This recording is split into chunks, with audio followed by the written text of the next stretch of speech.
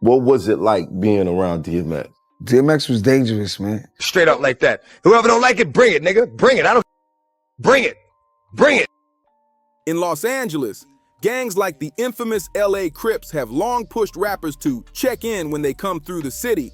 But when they tried that game with DMX, they quickly learned he was built different. Nobody in this nigga crew running behind him to stop this nigga. So I'm like, whoever this nigga is, he official. They ain't want no smoke with this nigga. This wasn't just any rapper. DMX was that wild, unpredictable force who treated prison like a revolving door. Locked up so many times it was like a second address. But what was it like being around DMX? DMX was dangerous, man. When you around him, he's like, you don't know what's gonna happen. You know what I mean? Very unpredictable. His name carried real weight, and nobody doubted he was down for whatever when pushed. For years now, this whole checking in hustle has been almost normalized. Gangs extorting rappers just for stepping foot in their turf. In LA, when I go to Chicago, I respect Chicago wholeheartedly. I check in. When I go to Atlanta, I check in. And I don't think nobody is safe. I know dudes right now from LA who are actual gang members who have been robbed for their jewelry. Big U, one of the so-called enforcers of this system, even bragged about it before he landed behind bars himself. He said plain as day, rappers have no choice but to report in when they hit certain cities. He even tried to justify it, using a crazy analogy, comparing it to airspace and politics. Like you can't fly over certain zones without clearance. The United States of America and all these countries have what is called airspace. If you invade their airspace with a plane, they consider that an act of war. You can choose not to, and it's gonna be a problem. If dudes come and you move it in a certain way, if you choose not to check in, you suffer the consequences. But let's be real, most people see it for what it is. Straight exploitation, and the wildest part, it's mostly aimed at black rappers and celebrities, making it look like they're gatekeeping their own culture. And that's exactly why DMX stood out. Trying to press him into checking in, that was suicide for your reputation. DMX was untamed, raw, and had zero fear in his system. Just ask Fat Joe. He once told this jaw-dropping story. After a show with DMX and Big Pun, they pulled up to a gas station. Out of nowhere, a random dude walked in wearing a flashy chain. DMX didn't hesitate. He straight up snatched the chain off the guy right there on the spot. No build-up, no warning, just raw, reckless energy in broad daylight. And then comes one of the wildest stories. Aries Spears run in with DMX. We had a show, me, him, and Big Pun in Brooklyn. And after the show, we stopped at the gas station. Meanwhile, the whole crowd was just going, stop, shut him down, open up, chop, oh. Like DMX was crazy. According to Aries, he was at an event hustling his comedy CD, moving around, asking celebs to endorse it, and he figured he'd try his luck with DMX. Big mistake. See, DMX had heard about the impressions Aries was doing of him. And let's just say he wasn't laughing.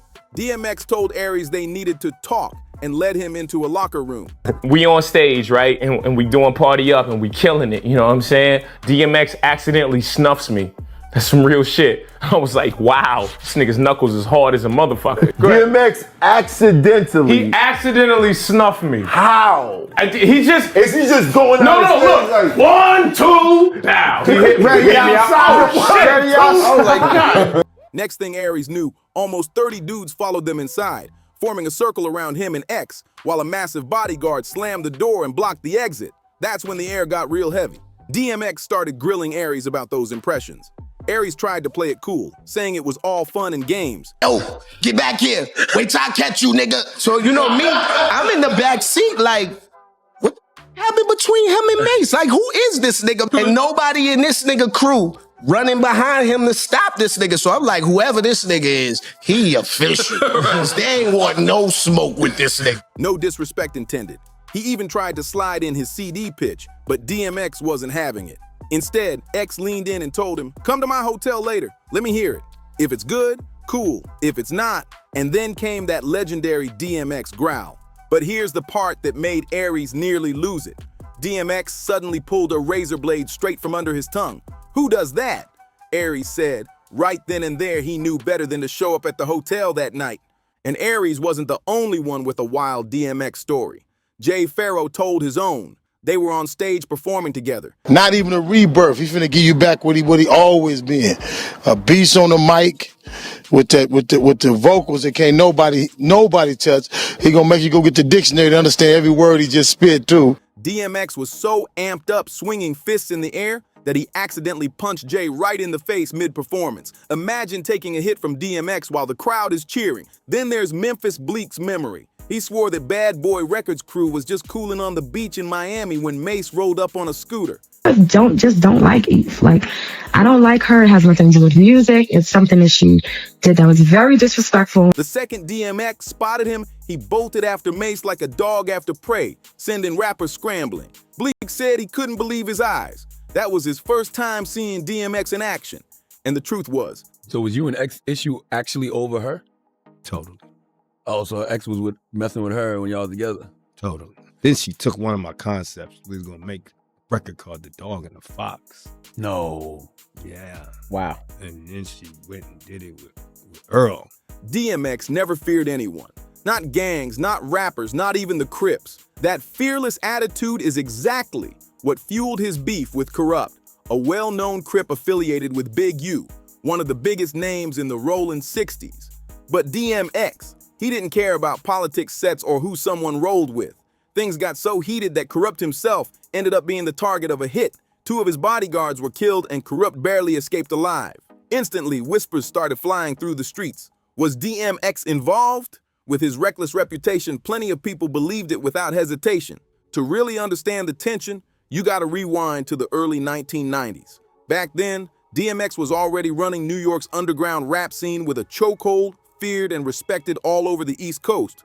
Meanwhile, Corrupt was just breaking through on the West Coast. In 1992, at only 19, he and his boy Daz Dillinger signed with Death Row Records, the most dangerous label in the game at the time. That deal gave birth to Thaw Dog Pound, with Corrupt repping the Rollin' 60 Crips and Daz tied to the Rollin' 20 Crips out of Long Beach. Before long, Thaw Dog Pound expanded into a full crew.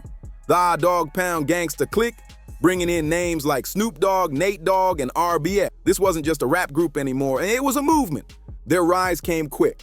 Their first big splash was on Dr. Dre's legendary 1992 album, The Chronic, where their verses turned heads and made the industry pay attention. By 1993, they were all over Snoop Dogg's debut, Doggy Style, showing up on multiple tracks and skits, proving they were a core piece of Death Row's success story. By 1994, Thaw Dog Pound was ready to take the spotlight for themselves. They dropped their single, What Would You Do?, a street anthem that hit hard enough to earn a Grammy nomination in 1996 for Best Rap Performance by a Duo or Group. When Dog Food finally dropped on October 31st, 1995, it exploded straight to #1 on the Billboard 200, selling more than 270,000 copies in its first week. That debut instantly crowned Thaw Dog Pound as one of the hottest duos in hip-hop, carving their names in the game for real. By 1996, things weren't just moving in the studio. Corrupt's personal life was heating up too.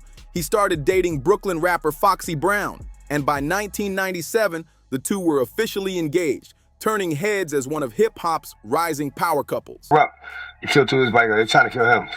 Killed 2 of his bodyguards. They blamed it on me because he made a song about me. Even though nobody really heard the song. And, you know, being that he made a song about me, I had to be the one doing it. I'm not pissed off at a whack. Meanwhile, across the country on the East Coast, DMX was starting his own takeover. After signing with Def Jam, he dropped his breakout single, Get At Me Dog, in February 1998. The gritty anthem went off, peaking at number 39 on the Billboard charts and making it loud and clear. DMX had arrived and he wasn't here to play. Later that same year, X dropped his debut album, It's Dark and Hell Is Hot, and the project shook the entire rap world. The album turned DMX into one of the biggest names in hip-hop overnight. His energy and aggression unlike anything the industry had seen in years. But while DMX's career was skyrocketing, the drama was already bubbling beneath the surface. By mid-1998, rumors started spreading like wildfire. Whispers that DMX and Foxy Brown, Corrupt's fiancé at the time, were secretly hooking up. According to Foxy herself, it was Rough Rider's own Eve who dropped the bomb on Kurupt, telling him something might be going down between Foxy and DMX. That revelation didn't just spark problems between Foxy and Kurupt. It also lit a fuse between Foxy and Eve. Foxy insisted nothing serious ever happened, claiming DMX just had a crush. And she accused Eve of exaggerating the whole situation and stirring up unnecessary chaos. The timing of those rumors couldn't have been worse. Both Foxy and DMX were signed to Def Jam and even hit the road together on the Survival of the Illest tour that summer. And by December 1998, DMX turned up the pressure even more. That's when he dropped his second album, Flesh of My Flesh, Blood of My Blood, and it instantly became a classic. But one track stood out and had everyone talking. Bring Your Whole Crew. Fans swore the song was laced with subliminal shots aimed straight at Kurupt. DMX rapped about being out for blood, even referencing the Crips being at war, which everyone knew was a pointed jab since Kurupt was a proud Crip. The bars didn't stop there either. X spit about how much trash somebody could really talk with his lips on the floor, called someone a bee, and even took aim at a fake pit, which many believed was a slick way of comparing Thaw Dog Pound to a weak fake pit bull. Then he went darker, rapping about choking and killing somebody. Lyrics fans immediately took as a warning for Kurupt to back down before things turned deadly. While DMX never outright confirmed the shots, the timing made the dots way too easy to connect. By early 1999, the tension wasn't just rumors anymore, it was boiling over. That same January, things hit another level when Foxy Brown dropped her album China Doll on January 26th. The project featured a track called Dog and a Fox. With DMX himself, that collab didn't just prove DMX and Foxy were spending time together, it also rubbed salt directly into Kurupt's wounds. Why? Because according to Kurupt, that very song concept was originally meant to be a duet between him and Foxy. Kurupt finally decided enough was enough, and he came swinging hard. While working on his album Thaw Streets Is a Muta, he dropped a diss track called Calling Out Names. But how are you dealing with the conflicts with Kurupt? All right, first of all, there is no conflict with Kurupt. You know, so I'm not dealing with anything. And it was brutal. The record took aim at multiple people. DMX, 50 Cent, and Ja Rule. But it was clear from the very first verse that DMX was target number one. Kurupt opened fire by straight up calling DMX a motherfucker and declared that the only X he respected was Exhibit or RBX. He accused DMX of trying to steal his fiancée, Foxy Brown, before dismissing her completely, saying DMX could keep her. He even claimed both Foxy and DMX were just getting rich off the drama, throwing shade at their entire situation. And Kurupt didn't stop there. He warned DMX that if he ever dared set foot on the West Coast, he'd be stripped and beaten in front of everyone, a direct threat that had people buzzing. Then just to twist the knife, Kurupt bragged about moving on with a new woman, calling his ex trash, a blatant jab at Foxy and all the drama that followed her. In the second verse, Kurupt shifted his crosshairs toward the Rough Riders, DMX's crew. He made it clear he had zero love for them, with the only exception being Eve, which lined up perfectly with Foxy's claim that Eve was the one who told Kurupt about her and DMX in the first place. That shout out to Eve felt like confirmation that she was the messenger who blew everything up. But Kurupt wasn't done yet. He blasted out even more venom, saying, "Fa Rough Riders, Fa the Firm, and Fa Belly." The Firm was Foxy's rap group led by Nas, while Belly was the 1998 film starring DMX and Nas. Kurupt's shots weren't just aimed at DMX and Foxy. He dragged Nas into the fire too, since Nas had publicly co-signed DMX and Foxy's bond in an XXL interview, even suggesting Foxy should have been with a New York rapper. To make things even more disrespectful, Kurupt ended calling out names by mocking DMX's iconic "Get at me, dog" line, mimicking his growl and delivery in a sarcastic tone that was pure taunting.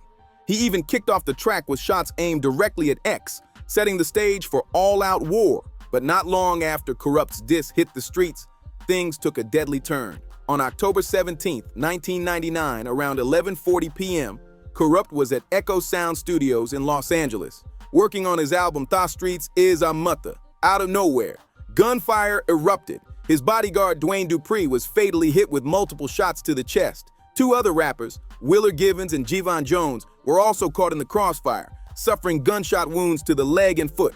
The timing of the attack immediately fueled speculation. With Corrupt's diss record still fresh in everyone's minds, whispers spread fast. Was DMX somehow behind the shooting? The streets were buzzing with theories. DMX's camp quickly fired back to shut down the rumors. A spokesperson released a statement saying DMX is in Miami recording his album.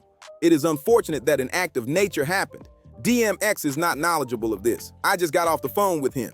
DMX himself also denied any involvement, insisting he had nothing to do with what went down in LA. But even with the official denials, not everyone was convinced. DMX's reputation as unpredictable, fiery, and dangerous kept the rumors alive, and a lot of people still quietly wondered if he had a hand in the hit. Then just a month later, on November 16, 1999, Corrupt finally dropped Their Streets is a Muta. As expected, the infamous calling out names was front and center, with every venom-filled diss intact. But Corrupt didn't stop there. He doubled down. On another track, Who Ride With Us, he pushed the beef further, closing the song with a wild skit where he flipped through fake radio stations, continuing to mock and provoke. One of those fake stations on Corrupt's Who Ride With Us even featured a parody of DMX, someone imitating his raspy voice, mocking his style, and adding insult to injury. It was a clear shot meant to clown X in front of the whole rap world. But DMX wasn't the type to let disrespect slide. Just weeks later, on December 21st, 1999, he came back swinging with his third album, and then there was X. The project included one of his biggest and most iconic hits ever, Party Up, Up in Here. On the surface, it sounded like a rowdy club anthem, but hip-hop heads knew better. The track was widely believed to be a direct diss at Corrupt. From the very first line, DMX made his fury clear. Y'all gonna make me lose my mind, up in here, up in here. It wasn't just a catchy hook, it was a warning shot. Throughout the track, he threatens cowards and even takes a swipe at Corrupt's crew, saying they could get done with dumb quick. Fans couldn't ignore how the lyrics lined up with the Echo Sound studio shooting, especially when DMX rapped about guns clicking and fights breaking out over some dumb soul. And X didn't stop there. The second verse went straight for the jugular. He called out rappers for being characters who couldn't even act right, a jab many believed was aimed squarely at Corrupt. Then he turned up the heat, labeling someone whack and twisted, before dragging Corrupt's personal life into the mud by taking a swipe at Foxy Brown, flat out calling her a hoe. DMX didn't hold back and Party Up. At one point, he vents about men fighting over women who don't even belong to them.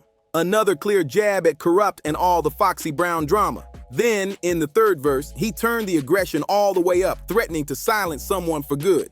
You keep running your mouth, you gonna blow your lung out. He even hinted at making someone disappear, which only poured gasoline on the rumors that he might have had ties to the Echo Studio shooting. But what really made Party Up such a devastating response wasn't just the lyrics, it was the massive success of the track. The record went global, blasting through clubs, dominating radio, and showing up in movies everywhere. For Corrupt, hearing DMX clown him on a worldwide stage had to sting. It was humiliation on repeat. DMX proved something powerful with that move. Sometimes you don't need a string of diss tracks to win a beef. All it takes is one hit so big it drowns your enemy out completely. Fast forward a few weeks to January 17th, 2000. DMX hit the stage at the American Music Awards, held at the legendary Shrine Auditorium in Los Angeles. After the event, he stepped into the press room to answer questions from reporters. And of course, someone brought up the elephant in the room, his beef with Corrupt. But DMX's answer shocked everyone. Instead of fanning the flames, he brushed it off, saying there wasn't any real issue between him and Corrupt. For fans and the media, it was hard to believe. After all, Party Up sounded packed with subliminals aimed right at Corrupt, and the tension had been buzzing through the industry for months. So why the sudden downplay? Some believe DMX brushing off the beef was his way of clowning Corrupt, refusing to even give him the satisfaction of acknowledgement. Others speculated it was a calculated move, a way to pull the spotlight off those dangerous rumors linking him to the Echo Studio shooting. Either way, it left people guessing about what DMX's real motives were. Corrupt, for his part, stayed quiet in the aftermath. Even as Party Up exploded into a global smash, blasting in every club, on every radio station, and in every movie soundtrack, he chose not to fire back with another diss. Instead, he took a different path.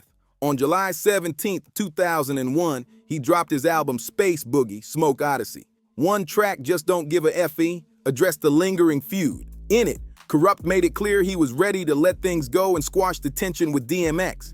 But the truce didn't hold forever. On August 23, 2005, Crips released Against the Grain, and the track Speak On It stirred things up again. This time, the jab was subtle but sharp. Crips spoke on rappers like 50 Cent, Ja Rule, and DMX being compared to Tupac, and he shut that down quick.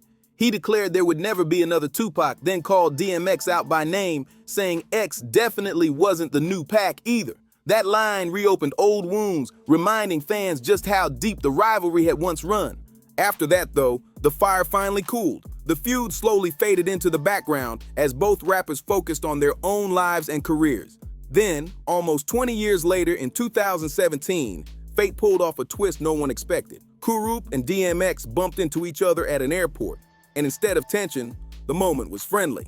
According to Crips, the two actually buried the hatchet right then and there, closing the book on one of hip-hop's wildest beefs for good. So what do you think? Did DMX secretly crush Crips in this feud, or was it more complicated? Drop your thoughts in the comments, and don't forget to like this video, share it with your friends, and hit that subscribe button so you never miss the real stories behind hip-hop's biggest dramas.